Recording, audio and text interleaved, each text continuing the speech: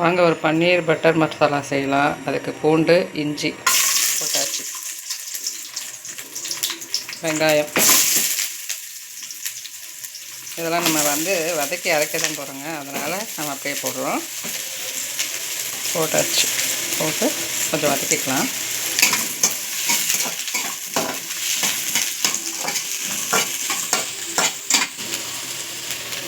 முந்திரி, பாதாம் தேவைன்னா நீங்கள் போட்டுக்கோங்க, இல்லைன்னா வேண்டாம். அது கொஞ்சம் திக்னஸ் கொடுக்கும், அதுக்காக டேஸ்ட்டும் இருக்கும், அதுக்காக போட்டிருக்கேன். நீங்கள் வேண்டான்னா வெறும் முந்திரி மட்டும் சேர்த்துக்கோங்க. முந்திரி சேர்க்குறது எதுக்குன்னா கொஞ்சம் திக்காக இருக்கும், இல்லைன்னா தண்ணியாக இருக்கும், அதனால தான். இப்போது தக்காளி இதெல்லாமே நல்லா வதக்கட்டுங்க. அரைக்கிறதுக்கு தான் நம்ம கொஞ்சம் தண்ணி ஊற்றிக்கோங்க. இது வேகட்டும். வெந்ததும் நம்ம இதை அப்படியே அரைச்சிக்கிறது. கொஞ்சம் பட்டர் போட்டுக்கோங்க. இதை நம்ம ஃப்ரை பண்ணி எடுத்துக்கலாம். கொஞ்சோண்டு மஞ்சத்தூள், கொஞ்சம் மிளகாத்தூள்,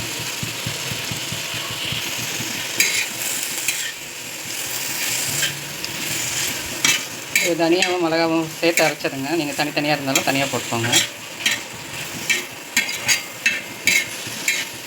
வாங்க பட்டர் மசாலா தாளிக்க ஆரம்பிச்சிடலாம். பன்னீர் பட்டர் மசாலா.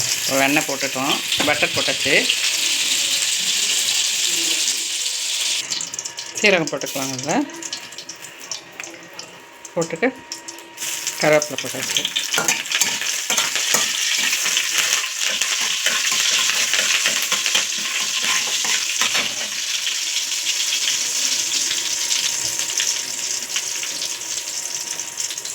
இதில் நீங்கள் வெறும் மிளகாத்தூளும் தனியாத்தூளும் போட்டுக்கோங்க. போட்டு அந்த எண்ணெயிலே நல்லா வதங்கட்டும். கொஞ்சம் வதங்கினதும் கொஞ்சம் வெந்தயக்கீரை போட்டுக்கோங்க.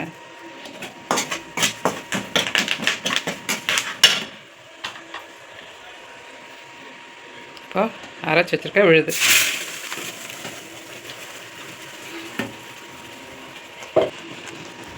பச்சை வாசனை போகிற அளவுக்கு கொஞ்சம் நல்லா இது பண்ணிக்கோங்க. கொஞ்சம் வதங்கட்டும், கொஞ்சம் அந்த வாசம் போகட்டும். கொஞ்சம் நேரம் கலரி விட்டுட்டு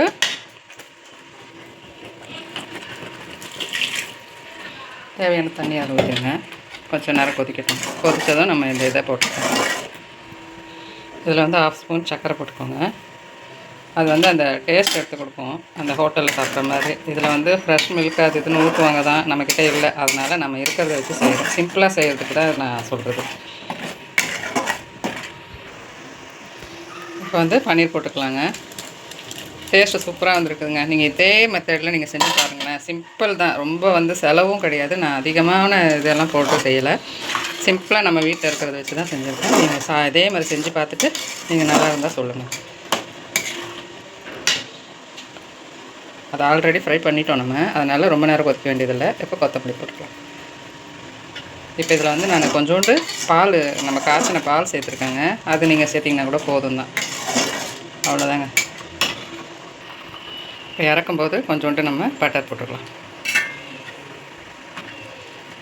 ஆனால் இதுக்கு டேஸ்ட் கொடுக்குறதே நமக்கு பட்டர் தான். பட்டர் இருந்ததுன்னா கொஞ்சம் எக்ஸ்ட்ராவாக போட்டுக்கோங்க. அவ்வளோதாங்க. பாருங்கள், இது இப்போ நான் ஒரு 5 பேத்துக்கு ஆகிற மாதிரி போட்டிருக்கேன்.